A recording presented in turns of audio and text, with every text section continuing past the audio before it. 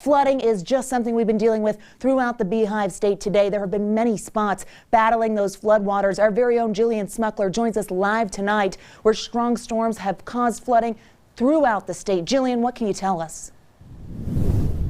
Well, Alana, I'm here, and residents here at the Willowbrook condominiums in Murray have been cleaning up for hours. I'm told there was a large amount of rain in a short amount of time, which ended up flooding the Little Cottonwood Creek here, and then the water went over the bank and ultimately ended up in 4 condos here. And as you just heard from Alana, these storms aren't finished yet.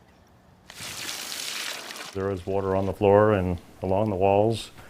The carpet was soaked. The city of Murray is still reeling from the damage. And in Delta, the heavy rain flooding homes, overwhelming drainage systems, and even forcing schools to close. Long story short, this has been the worst day of my life ever. It'll be all right, bro. We'll get through it. In Harriman, a burst of heavy rain causing basements to flood, destroying everything in its path. They have instruments, all this equipment that is now trashed. Windows burst because the water went down in the windowsills, burst the windows. There's beds, everything down there is ruined. And speaking of damage, down in Iron County, residents are still battling floodwaters that comes with the price tag of thousands of dollars. Insulation under our house is ruined. Our HVAC is ruined under there. I spent about $5,000 on the last flood.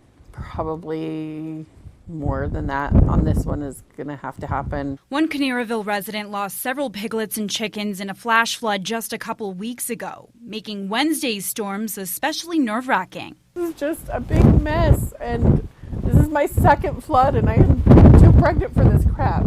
Meanwhile, in Mapleton, fire crews are breathing a sigh of relief as the Ether Hollow burn scar didn't see flash flooding or debris flow. We were lucky, so another good dry run for us to practice, getting people out, our communication, making sure that all those connections are set up well in advance. This is the second time in less than 2 months that residents at the base of the burn scar were forced to evacuate.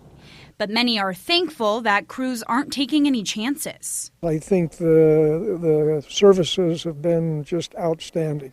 The rain is welcome news for those battling the Parley's Canyon fire as it pushed its containment to 80%.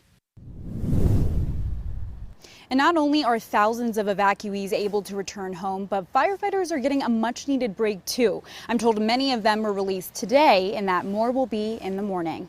Reporting live in Murray, Jillian Smuckler, ABC4 News.